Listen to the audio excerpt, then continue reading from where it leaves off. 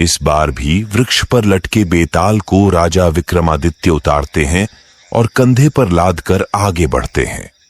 बेताल हर बार की तरह राजा विक्रमादित्य को फिर से एक कहानी सुनाता है। बेताल कहता है, एक बार की बात है, चित्रकूट नगर में एक चंद्रवलोक नाम का राजा राज करता था। उसे शिकार करने का बहुत शौक था। एक बार वो जंगल में शिकार करने निकला। वहां घूमते घूमते वो रास्ता भटक गया। थककर वो एक वृक्ष के नीचे आराम करने लगा। आराम करते हुए उसने एक खूबसूरत कन्या को देखा। उसकी खूबसूरती राजा की आंखों में बस गई। उस कन्या ने फूलों के गहने पहने हुए थे। राजा उस कन्या के पास पहुंचा। वो कन्या भी राजा को देखकर बहुत खुश हुई। इतने में उस कन्या की सहेली ने राजा से कहा कि यह ब्राह्मण की बेटी है। उसकी सहेली की बात सुनकर राजा खुद ही ब्राह्मण के पास गए। उन्होंने ब्राह्मण को प्रणाम किया। ब्राह्मण ने राजा से पूछा, राजा, आप यहां कैसे? राजा ने कहा, मैं यहां शिकार खेलने आया था। राजा की बात सुन ब्राह्मण ने कहा, बेटा, तुम क्यों मासूम जीवों को मारकर पाप के भागी बन रहे हो? ब्राह्मण की बात का राजा पर बहुत असर हुआ।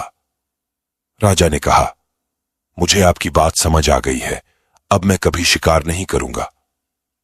राजा की बात सुनकर ब्राह्मण बहुत खुश हुए और बोले, राजा, तुम्हें जो मांगना है मांगो। राजा ने ब्राह्मण की बेटी के साथ शादी करने का प्रस्ताव रखा। ब्राह्मण ने राजा की बात मान ली और बेटी की शादी राजा के साथ कर दी। शादी के बाद राजा अपनी पत्नी को लेकर अपने राज्य की तरफ चला गया। रास्ते में जाते जाते दोनों को एक भयानक राक्षस मिला। वो राक्षस बहुत ही भयानक था। उसने राजा की पत्नी को खाने की धमकी दी। राक्षस ने कहा, अगर अपनी रानी को बचाना चाहते हो तो 7 दिन के अंदर एक ऐसे ब्राह्मण के बेटे की बलि दो जो खुद की मर्जी से अपने आप को समर्पित कर दे और उसकी मौत के वक्त उसके माता पिता उसके हाथ थामे रहे।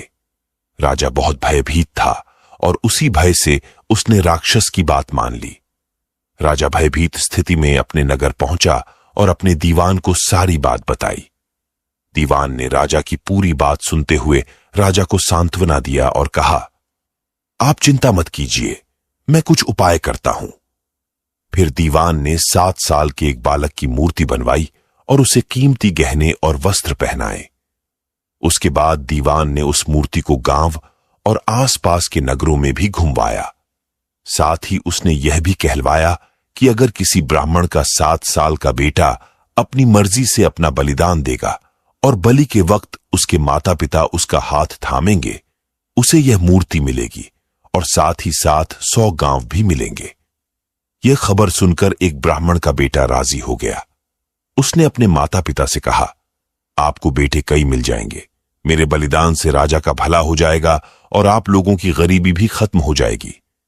माता पिता ने काफी मना किया, लेकिन बेटा जिद करता रहा और अंत में माता पिता को मना लिया। ब्राह्मण माता पिता अपने बेटे को लेकर राजा के पास गए। राजा सभी को लेकर राक्षस के पास गया। राक्षस के कहे अनुसार राजा उस बालक की बलि के लिए तैयार हुआ और बलि के वक्त बालक के माता पिता ने उसके हाथ थामे। राजा ने बालक को मारने के लिए जैसे ही तलवार उठाया, बालक जोर से हंसा। इतने में ही बेताल ने कहानी बीच में ही रोक दी और विक्रमादित्य से हर बार की तरह सवाल पूछ बैठा कि बताओ विक्रमादित्य, ब्राह्मण का बेटा क्यों हंसा?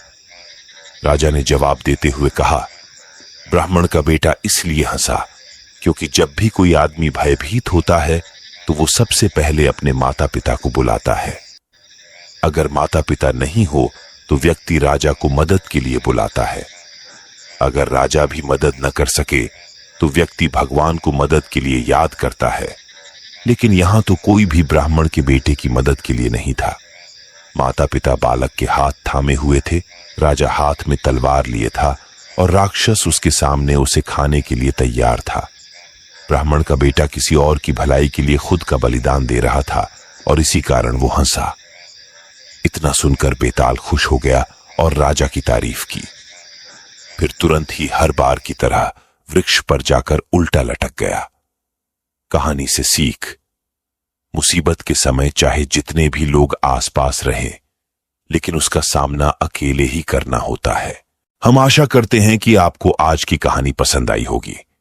ऐसी ही और कहानियां सुनने के लिए वीडियो को लाइक और शेयर करें और चैनल को सब्सक्राइब करें। मिलते हैं कल की वीडियो में।